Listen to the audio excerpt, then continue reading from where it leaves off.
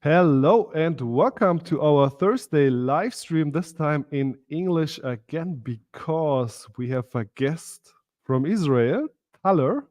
Welcome to our stream. Who are you? What are you doing? And why it's a great idea to talk with you about offline retail in North America. Thank you, Anton. Thanks for having me today.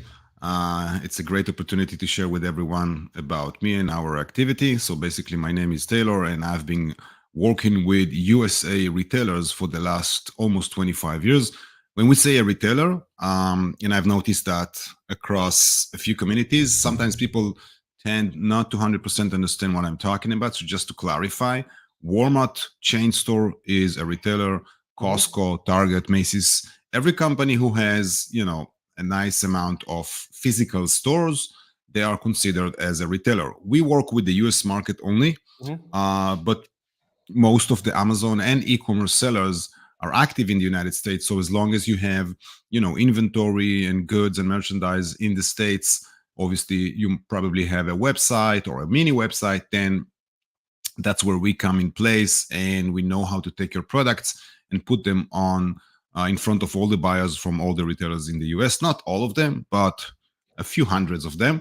And when we say a retailer, it could be a company with 40, 50 stores, 200 stores, sometimes even 4,000 or 5,000 stores. And the biggest one among them is Dollar Tree with 20,000 stores, which is absolutely amazing number. So that's a very short, quick brief about myself. Yeah. Thank you very much. We had in the past a live stream about bringing your products into offline retail in Europe, and it was the best performing one. So we tried to Wow. copy paste it to North America because you're the expert for North America, and how we call the retailers are offline retail, because most of the people I'm talking to, they see e-commerce as their bubble, as their world. They don't know anything about the world outside the e-commerce. So thank you very much for that brief introduction. Short agenda: why you should go into retail, number one. Number two is when is the right timing to go into the offline retail, and number three is what you need to prepare to become retail ready. Stage is yours, Tyler. Enjoy. You got it. Thanks a lot. So as for the why, very very clearly that there are some databases that not everyone is aware of. And I heard it a couple of years ago on one of the stages in one of the exhibitions I've been there, and I knew the numbers, and I was looking at the crowd to see how they react to that information. And here's the information: the entire online in the United States, including Amazon, Walmart Marketplace, all the marketplaces, Shopify, you name it, eBay, all of it together is no more than 15% of the market, which when you think about it, it sounds like, I'm coming out of the blue with this number, but no, this is true, and it's verified number. And it means that the rest of the market is 85%, which is what we call the biggest missed opportunity. So obviously, retail, offline retailers, like you call them, they're not 85%. They're probably somewhere around 50 to 60%, because you also have, a lot of local wholesalers and a lot of other kind of retailers in different aspects. And you have magazines and media companies, and there's also TV segments that are selling merchandise. A lot of them. But anyway, 50-60% means at least 3 times more than what you are aware of, which is the online. Okay. So I know Amazon is huge. It's a great opportunity, and people are seeing, crazy numbers on Amazon. Some of them in big numbers, some of them in medium numbers. It doesn't matter. But anyway, you just need to understand that there are around 4 million physical stores in the United States. So not all of them are chain stores. Some of them would be moms and pop stores, which is moms and pop store, or some people call it specialty store, stands for stores that are owned usually by a family or a few friends, and they have 1, 2, or maximum 5 stores. So they're considered as a small retailer with few stores. And they're also part of this 50-60%, but a very small part. The majority of this 60%, I would say, are retailers such as Costco and Target and all the other guys that we know. So that's about the why. And another also, yeah, go ahead. One why from the seller perspective, in my opinion, Amazon, especially Amazon, is a good track to start a business. You get quick revenues, you get quick feedback, you don't need much capital to do so. But, and people hate me for this because I'm saying it all the time, a real brand doesn't exist only on Amazon. If you are only on Amazon, you are not a brand. I'm sorry to That's true. disappoint you guys. No, You are a brand. it's If I go into a retail store and I can see your product physically and you're distributed all over the country and not only on one platform, then you are a brand. But please go ahead. that's so true. Like, when I talk with sellers, sometimes I'm asking them, what are you doing? What's your business? They say, I'm an Amazon seller. I'm saying, allow me to correct you. You're not an Amazon seller. You're a business owner. You are a brand owner. Yeah. Because eventually you have a website at some level. It doesn't really matter right now. Yeah. And then you have products. You probably branded them around, the name that you created. And then you have colors that you choose for this branding. So, and at whatever stage you're at, eventually you are a brand. You might be a micro brand, like the majority of Yeah. us, but still it's a brand, and you have to consider it the way it is. And since you have that, whatever kind of branding you have, and you have products in the States, whether if it's on Amazon warehouse or in external warehouses, 3PL, etc., eventually you are having all the infrastructure you need in order to sell in all the channels. So why would you sell only on Amazon or Walmart.com or stuff like that? So that's for the why. Yeah. Yeah, Amazon is one channel. It's not a business model. It's a channel. It's Exactly. a distribution channel. And we get more and more like corporate customers, more traditional companies, and you directly see the difference in the mindsets of a Amazon seller and a traditional company. They see their core business is bringing the products into the retail, because Exactly. you said it, like 60-70% is happening over there. Yeah? And Right. Amazon is just one other distribution channel, which actually is just annoying because Amazon is destroying the prices. So actually true. you That's need to be on Amazon, but you don't really like to be on Amazon because the other channels are way more profitable, you have more control, and so on and so forth. But we have the why, and now the when. When should, let's say I'm an Amazon seller, already active in all over Europe and maybe the USA, making 50K per month in revenue with a healthy margin of 20%. When would be the right time for me to think about going into offline retail? Or is Okay, it so already too late?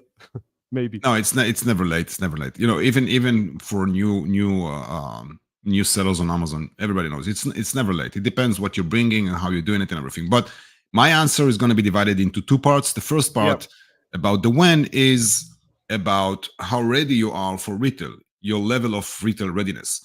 We're not going to talk about it right now, but in the next next part of this session, which is going to be probably in a few minutes. Yep. But the other aspect when you're talking about when is considering the retailer's side. So let's say I'm retail ready. Let's say I'm selling whatever, 10, 20, 50, $100,000 a month, $1 million a month, whatever it is. And I realize that, my products are good. I want to see them on shelf. There's no reason why not to.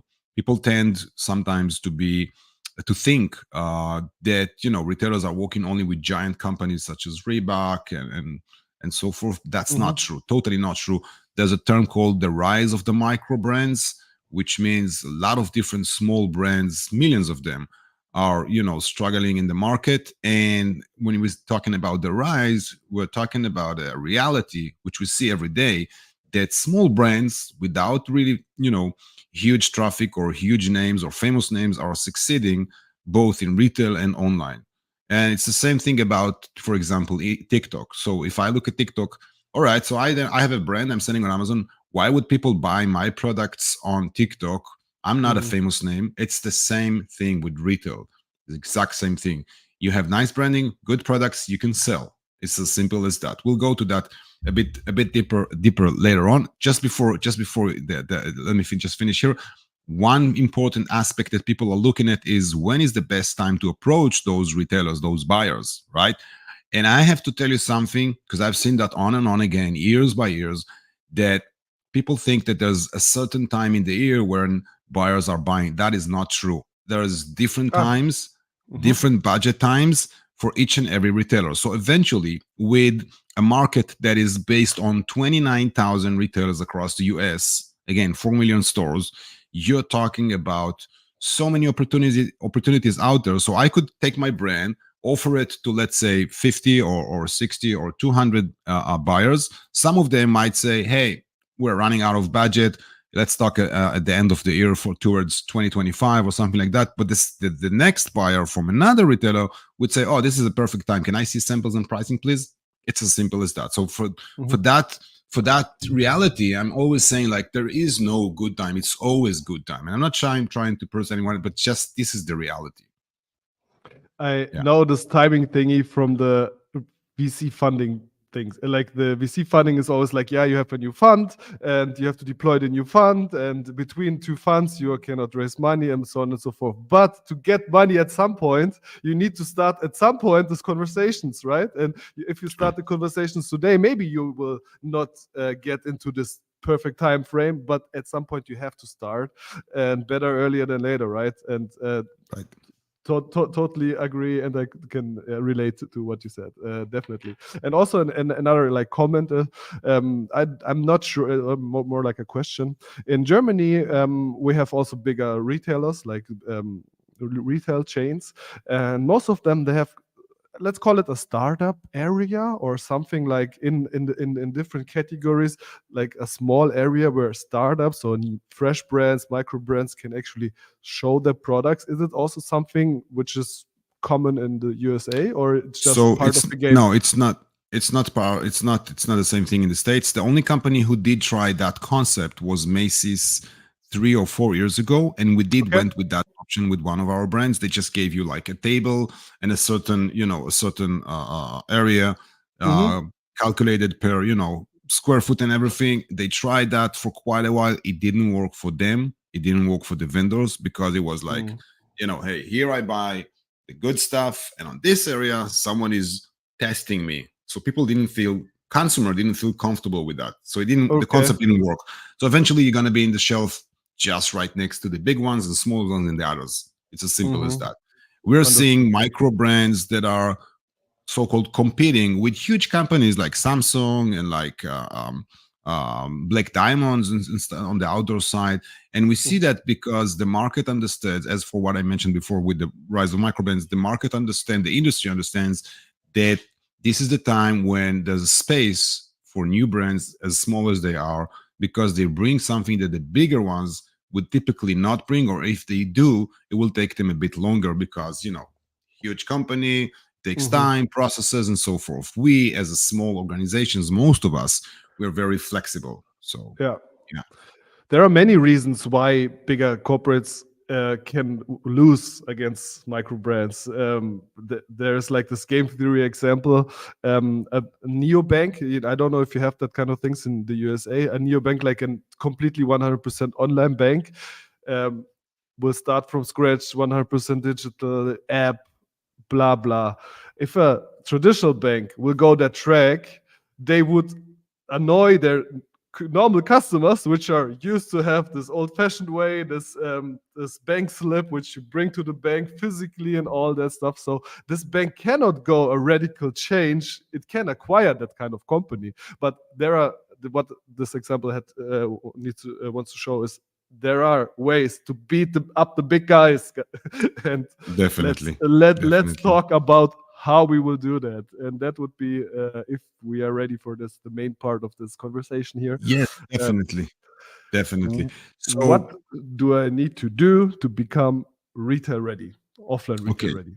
So, with my experience with podcasts, webinar stages, I would like to introduce what it takes to be retail ready, and I want to take one subject and try to focus on that one a little bit more, Okay. so that I can bring value to your audience. So, eventually, if I'm going to talk about the 5 or 6 main points on the retail readiness, I'm going to talk about each and one of them for a few minutes, and then you go back after the live as a vendor and saying, wait a second, he was speaking about that. So he's speaking about that. So what else? There's a lot of questions coming up. And obviously, like for more than a year, me and two partners of mine in Canada, Aaron Harbage and Noam Farrar, we created a complete crazy huge retail course that has never been released before, with all the secrets and the hints and hits and everything behind the scenes. And I would want to try and take one of the subject and really give value to your viewers. So here's the thing. Basically, what you need is a great website. When I'm saying great, to make it simple and easy, you would just want to go and see what your competitors are doing, but you don't want to see what your online competitors are doing. So here's the question: how do I know if they are only an online vendor or also an offline, right? Let's say I'm looking at houseware on Amazon because I'm selling on houseware. I'm finding Mhm. 10, 15 competitors of mine, trying to look at them over Google, and I don't really know what they do, if they're selling in physical stores or not. So, in short, you would just have to look at the results. So, if the results are always Amazon and their website plus maximum Walmart, probably they're only selling online. If you start seeing that they sell also on Target or Costco Mhm. or any other retailers, most chances that not with all of them they only sell on the marketplaces, but also in stores. Okay, Mhm. that's just a hint of how to find the right competition, and then you can look at their website and see how things are being handled there. Okay, just another small tip. If you look at the typical online seller website, it usually looks like a part of the funnel, meaning you're going to have the Yeah. 5 yellow stars of Amazon, right? But hey, Yeah. this is your website. It's not Amazon here. It's your place, it's your field, it's your garden. You have to treat it the way you think it is, and it has nothing to do with the 5 Amazon stars. Plus, those stars, just as a representative example, those stars are showing the buyers, the offline buyers, that hey, here is an Amazon seller.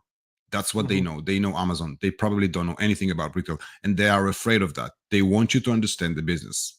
Okay, for instance, Kohl's with 1,200 stores have just sent onboarding files. Sorry, it was Nordstrom with 350 stores. Just sent onboarding files a couple of hours ago to one of the vendors who works with us, and the vendor got back to me saying, "Hey, I don't understand any of this crap in the files. They're saying, what the heck is this?" I said, "Listen, this is a setup vendor files. I know you don't know the terms. That's what we are here for." And then I just sent them the link to the proper video who's describing everything. Boom, he's there. Mhm. So they would expect you to know those things. So we spoke about website in short. The next thing you want to know is you want to have is the proper packaging. So packaging is a huge topic. But in Mhm. short, just think about consumer walking down the street, entering one of the stores. Let's say it's Urban Outfitters Fitter store, okay? And they're looking at the shelf and they're seeing your poly bag, the way it is packed on Amazon. They're like, "What is this?" Yeah. So it's not gonna be poly bag. Nobody's gonna bring poly bag to the store, right? So it's gonna be a box. But if it's a plain box, the same problem. What if it's a box with your logo? Who knows your logo? You're not Nike, you're not Mhm. Puma, you're not, who knows, who understands? So eventually you need to have a packaging that transmits in no time what exactly is inside. So you need to Mhm. have the very best version of image that you can have. But that's for cardboard box. If you're looking at other different retail packaging, such as let's say J-hook with a transparent packaging, that's solving the problem because they see the product that is inside. Oh, I know what it is. I either pick it from the shelf and buy it or not. But if they see a packaging that doesn't give any clue about what is inside, then they just go on to the next shelf, exactly the same way that it happens online. If someone goes to your Amazon listing and they don't understand the product, it's going to take them less than 2 seconds to go to the next page, right? Next thing, boom, forget I'm it. I don't know what it is. I don't care, right? I can also relate here because as an Amazon seller, you're always optimizing for the perfect dimensions to pay less FBA fees, right? That's like the number one Right, objective on this. right, But on in the offline retail, you might have exactly the opposite because if you have a bigger packaging with less inside, right. maybe the people will No, still it's buy it. You know what I mean with the for example, if you have like some kind of drink or whatever or protein powder which is only full till 30, 40, right. 50, 60% of yeah, I know what you mean. Yeah, it No, looks I mean it's more true. in this It's true, head. but let me just make it more precise. So just keep in mind that there's something else besides your shipping cost. If you make the packaging too big, there's another issue that retailers are looking at their profit as the price, they like the margin per The volume. Yeah, square foot. So if they can square put foot. on a shelf 100 products, they would rather that on 50, right? Mm-hmm. So it's Mm-hmm. also something to consider. Again, it depends on the product, depends on the category, but that's in general. So we spoke about Mm-hmm. website, we spoke about packaging, really, really in general. And then you have one of the key points, which is the brief. Now, if I look back at the course that we created, again, it's just launched a few weeks ago. I was looking at the brief side of things. There's probably 10 or 15 sessions only for this topic. Mm-hmm. This is like the most sensitive topic in retail. So here's the thing: a buyer sits behind his desk, is starting to get emails, and then you're looking at them, and probably a couple of hundreds every day or a week are going to be from vendors who are trying to break through and make business with the retailer. Vendors just like us. So the big thing about brief is the understanding what's going to make the buyer look at the subject of the email and open it. And next, what's going to make him look at the brief inside, which is the text you're sending him, and make him say, you know what, this looks good. I want to talk with them. Let's respond. Boom. He sends you a reply. Show me samples. Here you go. You made the first step. You just walked into the door. Okay, Yep. it's in real life, it's parallel thing. You just went into the door, the buyer sees you and your product. This is your showtime. But in order to get to that point, the brief has to be really, really precise and shaped up. And this is like, I don't know, I think we tested by now, because we work with a couple of brands, obviously. I think in the last 5-6 years I tested probably no less than 200 different forms of briefs, changing Mm-hmm. small things. But just keep in mind, and that's the biggest tip I can give you, because I cannot really explain the entire brief methodology in here. But keep in mind that this is B2B, Yeah. but it's also B2C. That's the best thing to understand here, the most important thing to understand. So you're selling the consumer, but you're also selling the buyer, and the buyer knows that what applies to them apply to the consumer and vice versa. So but the title and the entire email has to give them a clue that you know what retail is. You're not just coming out of the blue saying, hey, we sell those products on Amazon, look at them, they're doing great. It's not going to work. I've seen this failing over and over again. Amazon for retailers, for retail buyers, is the elephant in the room. They It's a don't want to danger. talk about it. Yeah. Everybody knows about it. They will check your Amazon listing at some point, but that's not what is important for them. But they don't want to hear it. They don't want to talk about it. Same thing with the 5-star in the website. If you remember, it's the same thing. So you're not going to mention that in the brief, but then you have to think very, very clearly how you're going to do the subject, not with GPT. Trust me, I tried all the possibilities, not only on GPT, on others as well. Claude and all the AI that you have out there, Claude number 3 even, they just can't give you B2B proper texting copy. I know. Okay, it's I know. I mean, it, B2B sales is like my field. I'm like head of marketing and sales, and I do B2B sales. And I 100%, I never can actually take a ChatGPT content piece and put it one to one to, I don't know, to an email or to a post or to whatever, without yeah. feeling bad about other people identifying me as a ChatGPT, you blah, blah. I 100% know, True. and you feel it as a human being. You feel it. These words like, I'm so thrilled, seamless, blah blah blah. You know these buzzwords which come from True. AI, and then it's True. directly a no go. But please go ahead. Sure. The next topic is going to be competition. You probably know pretty much a lot about competition, because this is one of the key to succeed on Amazon. But just keep in mind, as I previously said, you want to look at your competitors who are selling offline. I mentioned before one example of how to do so. Another example is to look at their YouTube videos, not the company ones, but from other viewers, for example. And that's catching both competition and packaging. Let's say I want to know how my competitor packaging looks like, and their brand name, let's say the brand name is Thursday Night. Okay.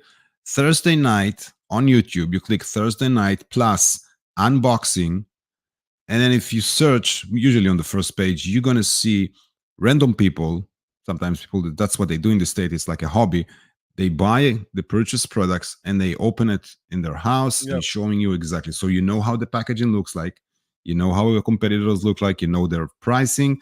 Sometimes they even tell you where they bought it. And if they tell you, oh, I've ordered this online. Oh, I bought it in Marks and Spencer store or whatever, then you know you're in the right direction. Okay, And they tell you what they like in the packaging. That's what they also tell you. If you're an open Apple packaging, they will tell you, "Oh, that's a gut feeling with this paper and blah." exactly, Yeah. exactly. And then you know what works and what doesn't. And a lot of cases I'm seeing like people vendors who are testing and trying and exploring their competition and finding out that the competition is lousy. So they would like, oh my god, I could do great in retail. Look at my competition; they are way behind me, and I'm seeing that all the time. Anyway, that brings us to the next. One unprepared question. Yeah. What do I say? What do I answer if the buyer asks me, "I have this kind of product category already. Why should I take yours? I have already 4 brands doing the same." What are So you? What are great you question. answering? Great question. So you either have good traffic, social media, or you have attributes that the competitors doesn't have, or you have great branding, or you have appealing pricing, which is the next topic. One of these four should be enough, not to mention if you have more than one, uh, to convince a buyer. But if the buyer is not interested, they would not even, bother to go to that road. They would just Mhm. compare with what they have, and that's it. Usually, what they ask you in the beginning of the relationship is for samples and price sheet. Now, we mentioned catalog, or we didn't mention catalog actually. Catalog No, is not at also all. another, that's the last topic. I don't want to talk about catalogs now because it's a huge topic, but basically, catalog should be with your products, pricing, and attributes. That's it. Nobody wants to see the story of your brand. As sad as it might sound, as rude as it might sound, if you want to talk about who we are and stuff like that, put it in the end of the catalog. Do never put it in the second, third page. The only thing you can put on the second page is products, products, products. First page, Mhm. yeah, you can use your, obviously, logo Cover. and company Yeah. name and Yeah. slogan if you have. But yeah, so moving forward to the last and most interesting part, pricing. Pricing. Yeah. It's also my paper, like margins. What kind of margins buyer Exactly. expected So from? it's basically, and this is like a benchmark. Your MSRP, your retail price, meaning the Yeah. price you're selling on Amazon or your website, is gonna be the 100% price for consumer. While wholesale wise, you're gonna have to sell it at a benchmark of 50%. So if my Mhm. product is selling for $49.99, I want to offer it for 24, $25 to the Mhm. retailers. But, and it's a big but, from this point, you have to understand that there are a few different types of retailers. Now, again, this is Mhm. another probably 10, if not even 20 different sessions in our course of Yeah. pricing, one by one, guiding you for each and every retailer. But just in general, if you're looking at off price retailers such as Marshalls, TJ Maxx, Home Goods, Burlington, you name it, Bills of Florida, Gabe's, all these, off prices one, they would usually expect to buy it for no more than 25 to 30% off your MSRP. So going Mhm. back to the 49 example, you're talking about selling it for 15, 16, maximum $20. Okay. Versus 25 to the normal, so-called normal retailers, such as Tractor Supply, Michaels, Nordstrom, Macy's, and so on. Yeah. You made the backwards calculation. What is about the forward calculation? Let's say Okay. that was, purchasing the yeah, product for this, how much margin you true, would love to have exactly. in that B2B So deals? going back to the benchmark, half of the MSRP is the wholesale price. Yeah. Your landed cost, what you guys calling COG, cost of goods, we call it Okay. LDP, landed cost. Mm-hmm. So LDP usually up to the warehouse in States usually should be maximum half of the wholesale price. So here's the story. I'm telling you, I'm going backwards from scratch. You bought it in China, India, wherever you did. You bought it, let's say, for $7. Mm-hmm. And then you have the shipping and the freight and everything. I lived in China for 7 years. I was producing for Walmart and Costco, so I know how it looks like from the other side. I know how to make the calculation. Also, another topic which is included in our sessions, but 7.5, let's say $8. It's landed. You have fulfillment. You have everything in the warehouse, Make it receiving, 10. tax, blah blah blah. Make it Sorry. 10. Make it 10 so it's easy to Now let's stay calculate. with the 8. Let's stay with the 8. Okay. Let's stay with Okay. 8. Hold on. We'll get to the Okay. 10 example. Okay. Okay. Then you want to double it. So let's say you're talking about $15, $16 as a wholesale price, Yeah. right? If you doubled it, $15, $16, there should be no reason why they can't sell it for $30, $32, $35. Okay. Mm-hmm. Now, if I look back from the 50, if my cost is 7.5 or $8, everybody is happy. If my cost is $10, I double it to 20, they double it to not 40 but 50, everyone is happy. What Yeah. happens when my cost is $15 and I want to make 30? They cannot sell it for 60 because it's going to contribute with the 50 that I'm selling it for. Yeah. There is when the game starts to come in place, where you have to play with your numbers per quantities. So again, Yeah. we are seeing small retailers such as, let's say, Big Lots as an example, 1,200 stores, not huge, but big, but not huge. They are probably buying far, far less than a company like Nordstrom with 360 or 70 stores. There's a Mm-hmm. lot of reasons and explanations to that, but eventually, at the end of the day, the number of the stores doesn't really necessarily affect the quantities that you're going to see with them. That's number one. Number two, some retailers know how to predict their sales, and therefore they know they have the ability to start with bulk orders rather than start with small quantities. And by the way, TJ Maxx, who are selling crazy numbers comparing to anything you would compare, they are starting always with 400 to 600 pieces per SKU as a test order. Uh-huh. They would Yeah. never start with, once they see that it's running, boom, sky's the limit. You could see like 50,000 per SKU, like that. But they have to do the test. Okay, Yeah. so it depends.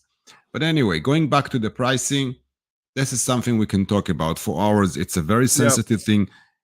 One of the reasons why it's so sensitive is because you want to hit as close as possible to the price that the buyer have in mind that he's willing to pay for.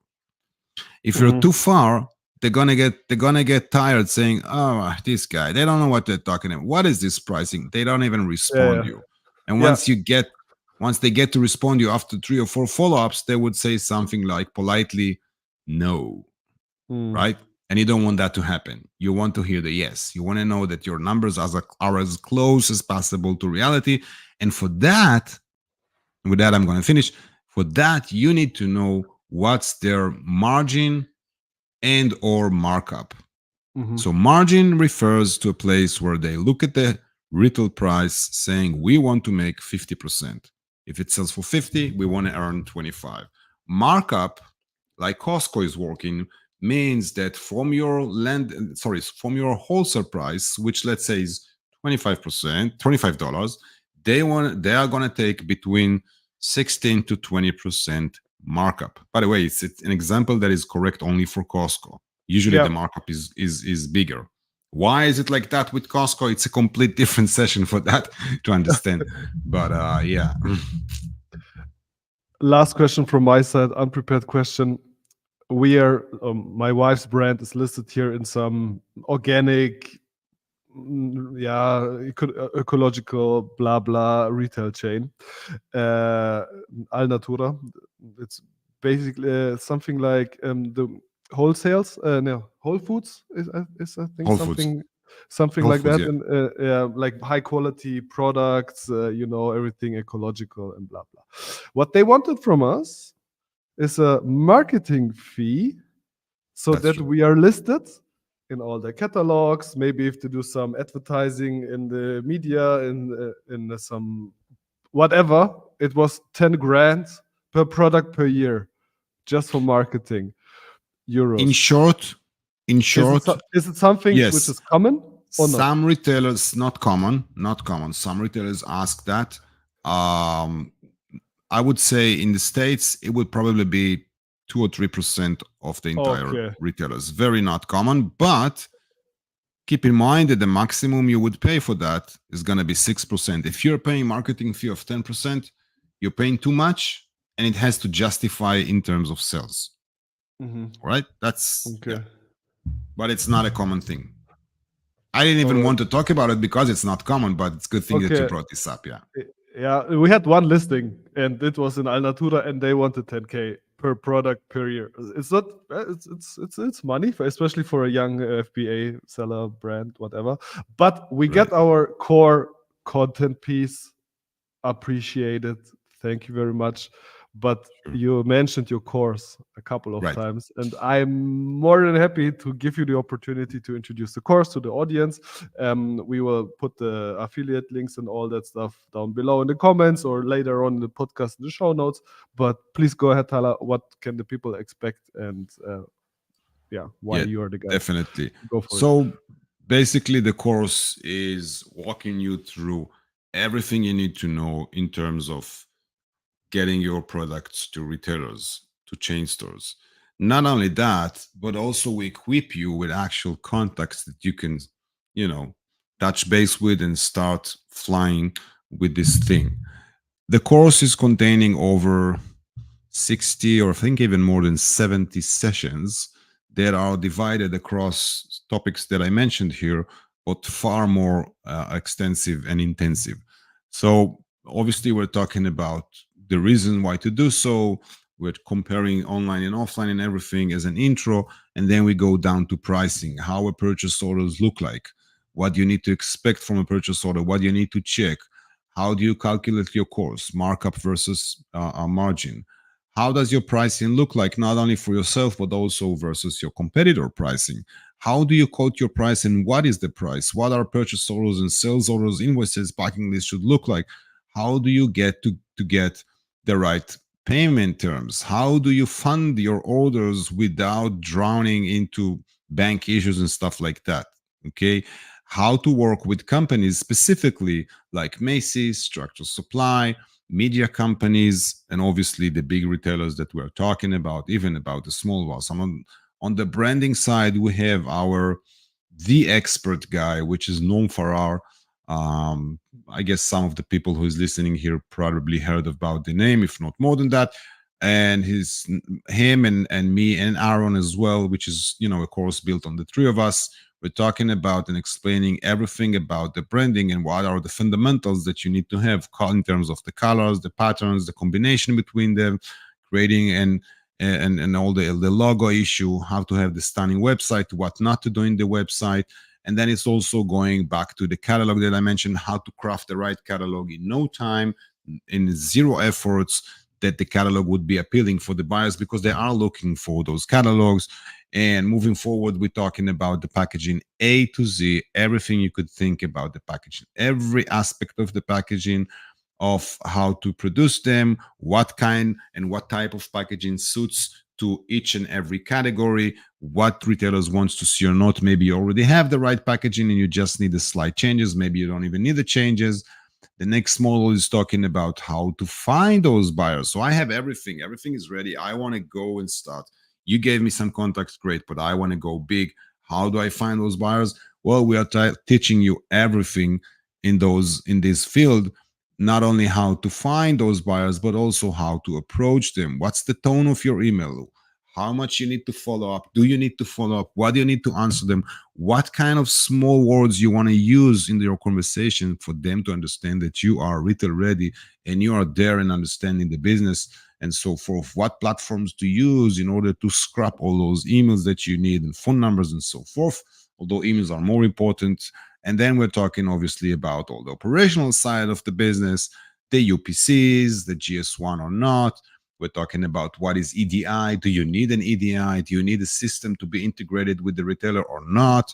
About the email maintenance. We're even going down to the area of if you work in volume and you start sending emails, then we're explaining everything about the cold email outreach, which is a complete entire big world of being set up properly. Because if, for instance, you're sending from your own domain and your emails are not DNS properly fixed, as well as SPF and the other DMARC and stuff, then you're going to have an issue. So we're teaching you how to solve those issues from the first place so that your email are landing in the buyer's inbox rather than in their spam folder. So anyway, most of them have Outlook, right? And if with Outlook they block many Right. email addresses, and we know the problem as well. So, but sorry for Right. interrupting you. Exactly. So this entire thing is our course that we built again over a year. The price is $1,999, but since I came here and for your audience, Anton, we've decided with me and my partners to give 50% off to your audience, which means $999. I don't think there's, and I'm trying to be cautious what I'm saying, but I don't think, I'm sure actually that there is no course like that out there. We're literally, and that's why we call it retail secrets, because we're literally bringing to the table all the secrets in the industry so that you could take your products and boom, start selling to retailers without a hassle and without all, being stuck. Because I've been through a lot of issues with this thing selling to retailers, and I just thought that if I'm going to do a course, it's going to be a complete thing, giving all the tools, solving all the problems down the road, so people would not have to suffer what I did for a couple of years. Sorry, until they get to the point where they can literally get purchase orders from retailers. Thank you very much. We'll post the link down below in the comments or in the show notes or wherever you're consuming the podcast. Also, disclaimer, we don't get a single penny from this affiliate. It's just discount for you guys. It's just for the value here. And we do it because we believe in offline retail is the next logical step for each individual Amazon seller. And that's why we also invited Tyler here to our podcast, to our show, to our live stream. Thank you very much for this insight. Thank you, Anton. Pleasure talking with you. I learned a lot.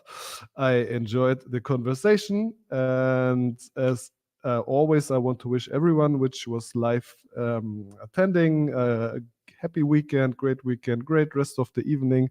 And the last words belong as always to the guests.